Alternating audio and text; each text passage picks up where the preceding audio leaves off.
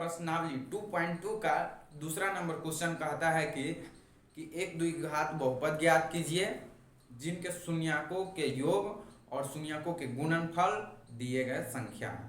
तो ध्यान से सुनिएगा, मतलब इसमें बहुपद नहीं दिया गया, उसका शून्यक दिया गया है, शून्यकों के योगफल और गुणनफल हमें दिया गया। तो जिस तरह से शून्यकों के गुणनफल लिख देंगे और उसी आधार पर ज्ञात करेंगे। तो चलिए हम देखते हैं सवाल। तो 2 का फर्स्ट नंबर क्वेश्चन है, जो 2 का एक नंबर सवाल है वो है 1/4 और कॉमा -1 है, और इसका हमें बहुपद ज्ञात करना, द्विघात बहुपद। तो चलिए हम इसको ज्ञात करते हैं। तो सबसे पहले लिखेंगे यहाँ पे क्या, यहाँ नहीं लिखेंगे, पहले लिखेंगे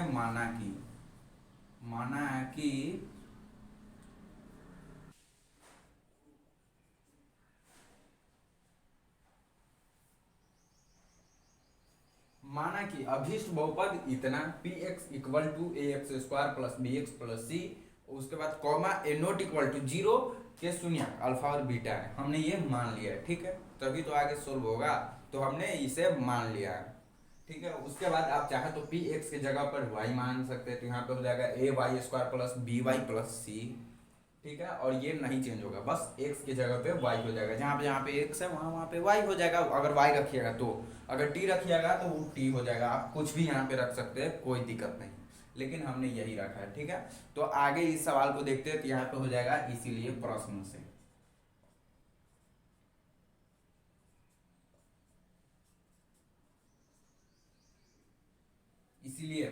से, तो प्रश्न से क्या है, हमारा पहला योग दिया गया है, ये हमें योगफल होता है और ये गुणनफल होता है। हमें दोनों एक नहीं होता, आप कहिएगा ये गुणनफल है ये योगफल, ऐसे नहीं होता। पहले हमें बोल रहा है शून्यकों के योगफल दिया गया, उसके बाद और करके गुणनफल दिया गया, यानी सेकेंड वाला हमारा क्या है, गुणनफल है। अल्फा इंटू बीटा है ये, और ये 1/4 अल्फा प्लस बीटा है। ठीक है, तो पहले क्या करेंगे, पहले इसीलिए प्रश्न से, तो हो जाएगा अल्फा प्लस बीटा। हमें शून्य को लिए यही नहीं लिखते, अल्फा प्लस बीटा का मान क्या दिया गया, 1/4 लिख दिए। और उसके बाद अल्फा प्लस बीटा को जब तोड़िएगा तो -b/a होता है। अल्फा प्लस बीटा को जब अथी होता है, मतलब शून्य होता है, वो -b/a होता है। अल्फा प्लस बीटा को इस तरह से हम लिख सकते हैं। यहाँ पे क्या हो जाएगा 1/4। ठीक है, और जब ये माइनस नहीं है तो यहाँ पे माइनस होना चाहिए, तो यहाँ पे क्या हो जाएगा -b/a equal to minus into -1/4 हो जाएगा, बाई यानी बटा 4 हो जाएगा। ठीक है, बाद यहाँ पे लिखेंगे तथा देने के बाद लिखेंगे यहाँ पे गुणनफल दिया गया है, अल्फा इंटू बीटा का मान दिया गया है -1, तो क्या हो जाएगा alpha into beta equal to -1, और अल्फा इंटू बीटा को आप c/a लिख सकते हैं, तो क्या हो जाएगा -1, और इसके नीचे कुछ नहीं है तो क्या हो जाएगा, ये हुआ मेन बटा, ये हो जाएगा 1। ठीक है, मेन बटा यानी ये बटा है, ये दोनों बराबर के बीच में रहना चाहिए, ये बात हमेशा आप लोग ध्यान दीजिएगा। ठीक है, नहीं तो नंबर कट सकते हैं, ये गलत भी कर सकते हैं, इससे आप उन पे ऑब्जेक्शन नहीं कर सकते टीचर से। ये बात ध्यान में, ज़्यादातर कोचिंग में नहीं बताई जाती, ये बात ध्यान रखिएगा कि ये हमेशा बराबर है के बीच में होना चाहिए। ठीक है, और इसमें देखिए इसका a का मान 1 है, यहाँ पे a का मान 4 है, तो क्या कीजिएगा ऊपर नीचे दोनों 4 से, इसमें भी गुना कीजिएगा, इसमें नहीं, सिर्फ ऊपर नीचे इसमें 4 से गुना होगा, -1/1 और यहाँ पे 1/1 इंटू 4/, ऊपर नीचे क्या हो जाएगा, दोनों में गुना हो जाएगा। बस इसमें अगर यहाँ पे 3 रहता है, यहाँ पे क्या होता है ऊपर नीचे 3 से गुना होता है, तो इसको क्या कीजिएगा, आप कहिएगा c को 1 ही रहने देते -1, ऐसा नहीं, जब गुना कीजिएगा तो जो मान आएगा तो हो जाएगा -4 अपॉन यानी /4 हो जाएगा। तो इसको गुना करके जब इतना लिखिएगा तो क्या हो जाएगा -4/4 हो जाएगा। तो यहाँ पे क्या हो जाएगा, c का मान -4 हो जाएगा, -1 नहीं, -4 हो जाएगा, और c का मान -4 हो जाएगा, -1 नहीं होगा। इस बात को आप ध्यान दीजिएगा। हमारा आ चुका है, तो यहाँ पे लिखेंगे, इस साइड में लिख दे रहे हैं।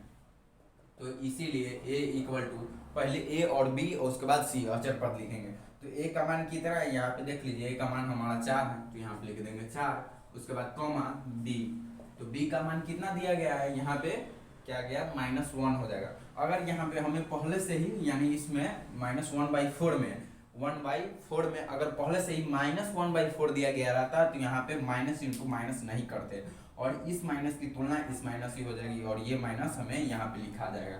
अगर मान लीजिए हमें पहले से माइनस दिया गया रहता तो ये माइनस देने की कोई ज़रूरत नहीं थी, तो +1 होता।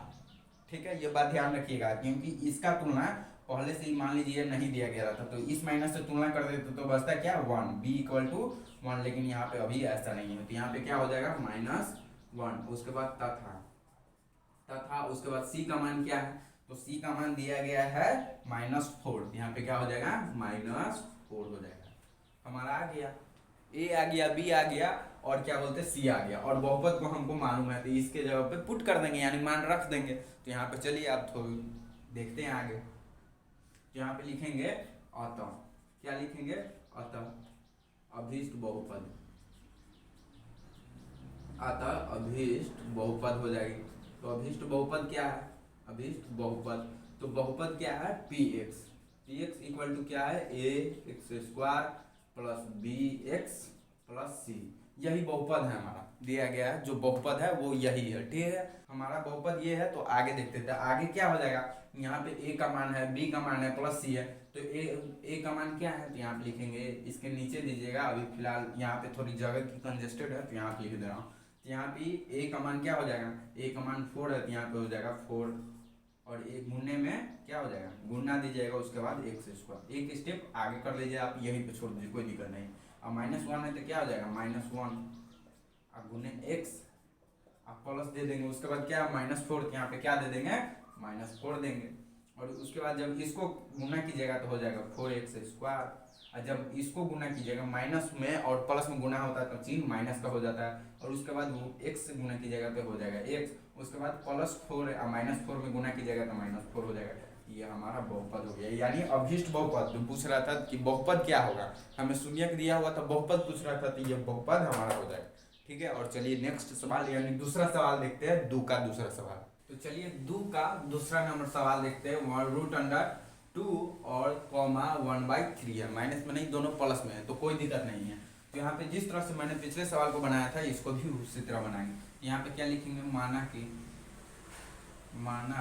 कि अभीष्ट बहुपद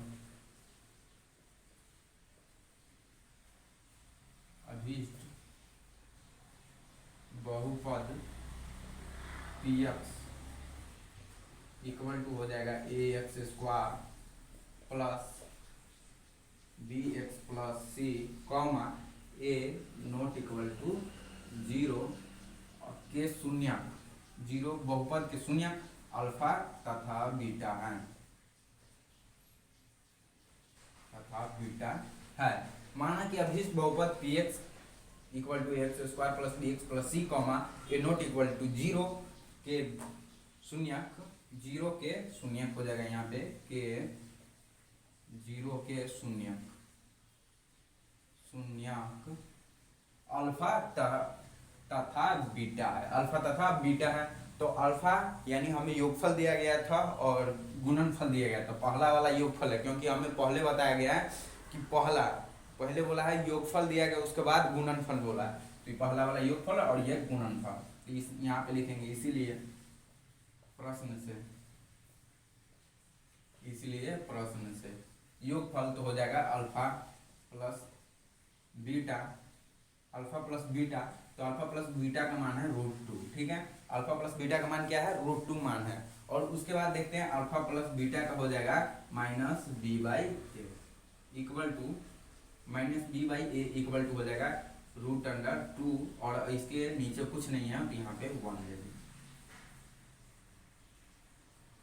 1 दे दिए हैं। ठीक है, और उसके बाद जब इसको अति कीजिएगा, आप आगे कीजिएगा तो हो जाएगा -(-) √2/1, और उसके बाद गुणने 3/3 हो जाएगा, 3/3 गुणने। ठीक है, और क्यों किए ये 3/3 गुणने, मैं आपको अगले स्टेप में थोड़ा आगे बढ़कर समझाता हूँ। ठीक है, तो हो जाएगा -3√2/3 हो जाएगा। मैंने ये ऐसा क्यों किया ऊपर नीचे, ये आगे समझाता हूँ। ठीक है, उसके बाद लिखेंगे तथा लिखने के बाद हो जाएगा alpha into beta, alpha into beta.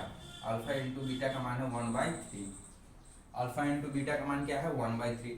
तो यहाँ पे क्या हो जाएगा c/a और 1/3 का क्या हो जाएगा 1/3 हो गया। इसमें हमें कोई चेंजेस नहीं करना है। देखिए यहाँ पे a का मान 3 आया, अगर वो यहाँ पे 3/3 से गुना नहीं करते तो यहाँ पे a का मान कितना हो जाता 1। तो ऐसे में सवाल हमारा गलत हो जाता, सही होता ही नहीं, क्योंकि a का मान हमेशा समान आता है दोनों में। तो दोनों में a का मान क्या है हमारा समान है। और -b, तो -b का भी यहाँ पे आ चुका है -√2। और मैंने इसको बताया था कि इसमें माइनस और इंटू माइनस से गुना क्यों करते हैं, ठीक है। तो यहाँ पे a और b और c का मान आ चुका है, तो एकदम आसान है। तो यहाँ पे क्या लिखेंगे, इसीलिए a इक्वल टू 3 और उसके बाद b इक्वल टू -3√2।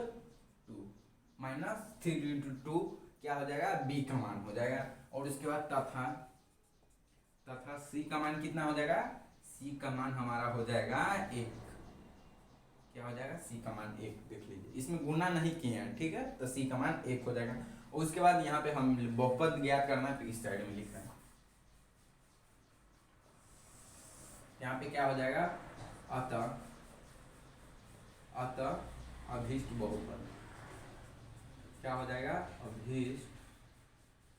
अभीष्ट बहुपद यहाँ पे लिख दे रहे हैं px इक्वल टू क्या हो जाएगा ax स्क्वायर। px हमने लिखा या है px हमारा ये, यहाँ पे हो जाएगा ax square plus bx plus c। क्या हो जाएगा bx प्लस c हो जाएगा, ठीक है। और जब इसको तोड़िएगा a का मान रखिए, तो a का मान क्या है 3 है, तो a का मान हो जाएगा यहाँ पे 3 इंटू एक्स स्क्वायर। उसके बाद प्लस है तो प्लस दे देंगे। उसके बाद b का मान क्या है -3√2 है, तो b का मान क्या हो जाएगा -3√2 गुने x का x लिख लेंगे। प्लस c का मान क्या है, तो c का मान हमारा 1 दिया गया, देख लीजिए यहाँ पे, तो c का मान 1 हो जाएगा। और उसके बाद यहाँ पे आ गया, तो इसको आगे तोड़ते, तो आगे तोड़िएगा तो हो जाएगा 3x स्क्वायर और प्लस माइनस यहाँ पे माइनस हो जाएगा। और 3√2 में x से गुना कीजिएगा तो हो जाएगा 3√2x। उसके बाद प्लस का प्लस दे देंगे और 1 का 1 दे देंगे। ये हमारा बहुपद हो गया फर्स्ट का, यानी दूसरा नंबर का 2 नंबर क्वेश्चन का जो ये हमें शून्यक दिया गया था उसका बहुपद ये होगा। हमें बहुपद ज्ञात करने के लिए तो बहुपद क्या हो जाएगा px equal to 3x square minus 3√2x plus 1 हो जाएगा इसका बहुपद। और चलिए थर्ड नंबर सवाल देखते हैं। आप अब 2 का तीसरा नंबर सवाल देखते हैं। 2 का तीसरा नंबर सवाल का शून्यकों का योगफल 0 है और गुणनफल √5 है। तो यहाँ पे फिर से लिखेंगे क्या, माना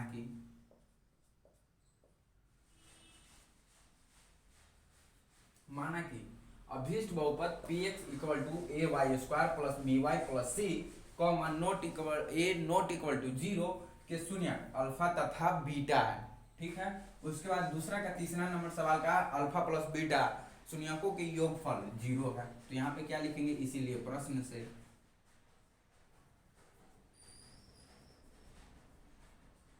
अल्फा प्लस बीटा, तो अल्फा प्लस बीटा क्या है 0, तो अल्फा प्लस बीटा हमारा 0 है, अल्फा प्लस बीटा 0 है। यहाँ पे क्या हो जाएगा -by और उसके बाद क्या हो जाएगा 0 का 0 यहाँ पे उतर जाएगा।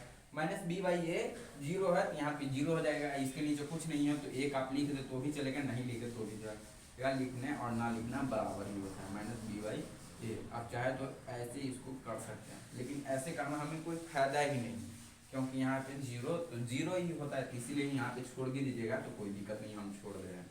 यहाँ पे 1 हो जाएगा, आप चाहे तो लिख सकते हैं, ठीक है। उसके बाद यहाँ पे देंगे तथा, उसके बाद अल्फा इंटू बीटा हमारा क्या दिया गया है, अल्फा इंटू बीटा हमारा √5 है, तो अल्फा इंटू बीटा √5, ठीक है। और उसके बाद अल्फा इंटू बीटा क्या हो जाएगा c/a इक्वल टू √5 और इसके नीचे कुछ नहीं है तो क्या है 1 है इसके नीचे, जिसके नीचे कुछ नहीं होता है उसके नीचे 1 होता है। जिस तरह से आप लोग कहते हैं ना जिसके ऊपर कोई नहीं होता है उसके ऊपर वाला का हाथ होता है, तो उसी तरह से जिसके नीचे कुछ नहीं होता तो यहाँ पे 1 होता है, ठीक है। तो हो गया। उसके बाद a मालूम चल गया, b मालूम चल गया, c मालूम चल गया, तो हमारा बहुपद निकल जाएगा। यहाँ पे लिखेंगे इसीलिए a इक्वल टू 1, उसके बाद कॉमा b इक्वल टू क्या हो जाएगा b इक्वल टू 0 तथा c इक्वल टू क्या हो जाएगा c इक्वल टू √5। यहाँ पे क्या हो जाएगा अतः अभीष्ट बहुपद, तो अभीष्ट बहुपद क्या है, पी एक्स है, पी वाई है यहाँ पे, सॉरी यहाँ पे पी वाई होगा, यहाँ पे पी एक्स नहीं लिखिएगा, ये बात को ध्यान रखिएगा, नहीं तो नंबर कट जाता है। तो अभीष्ट बहुपद, बहुपद p y equal to a x square plus b x plus c. यहाँ पे देखिए मैंने दो सवालों में एक्स लिया था, यहाँ पे वाई लिखे हैं। अगर आप चाहें तो यहाँ पे टी भी लिख सकते हैं, जेड भी लिख सकते हैं, कोई दिक्कत वाली बात नहीं है। जेड लिखे यहाँ पे, आप चाहें तो जेड लिख सकते, टी लिख सकते, वाई लिख सकते, कुछ भी लिखिए, कोई दिक्कत नहीं है। हाँ एक बात ध्यान रखिएगा, यहाँ पे जेड लिखेगा, ए जेड स्क्वायर लिखेगा तो यहाँ पे जेड हो जाएगा, ए टी स्क्वायर लिखेगा तो पी टी हो जाएगा, और यहाँ पे भी पीटी हो जाएगा, कहाँ पे, यहाँ पे पीटी हो जाएगा। ठीक है, इस बात की आप खास ध्यान रखेंगे। और उसके बाद इसको ए का मान रखते हैं, तो ए का मान क्या दिया गया, ए का मान 1 है, तो यहाँ पे 1 इंटू एक्स स्क्वायर, उसके बाद प्लस हो जाएगा। और बी का मान क्या दिया गया है, 0 इंटू एक्स हो जाएगा।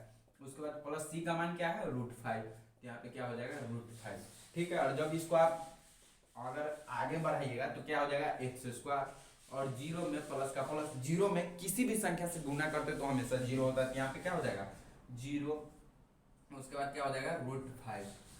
ठीक है, और उसके बाद जब इसको आगे बढ़ाइएगा तो हो जाएगा ए एक्स स्क्वायर, यहाँ पे एक्स स्क्वायर प्लस √5, ये बहुपद आ गया हमारा। यहाँ पे y होगा, ओ सॉरी यहाँ पे y स्क्वायर, यहाँ पे y स्क्वायर हो जाएगा। इस बात की आप खासा ध्यान रखेंगे, क्योंकि यहाँ पे देख लीजिए सवाल में कितनी बार मैंने y लिख दिया है, मिस्टेक किया। ये मिस्टेक बार बार बच्चे करते हैं, जिससे क्या होता है, सवाल ही उनका गलत हो जाता है। तो इस बात की आप खासा ध्यान रखेंगे, y स्क्वायर। ठीक है, यहाँ पे y दिए तो ज़्यादा करके आप ऐसे सवाल बनाएं तो x दीजिए, क्योंकि x को क्या बच्चे हमेशा ध्यान में रखते, जिस तरह से मैं रखा हूँ। तो उसी तरह से यहाँ पे मैंने y कर दिया, तो y स्क्वायर प्लस √5, ये हमारा सेकेंड का तीसरा नंबर कंप्लीट हो गया। तो चलिए आप दूसरा मतलब आगे वीडियो 2 का 4, 5, 6 नेक्स्ट वीडियो में देखेंगे। तो आज के लिए इतना ही।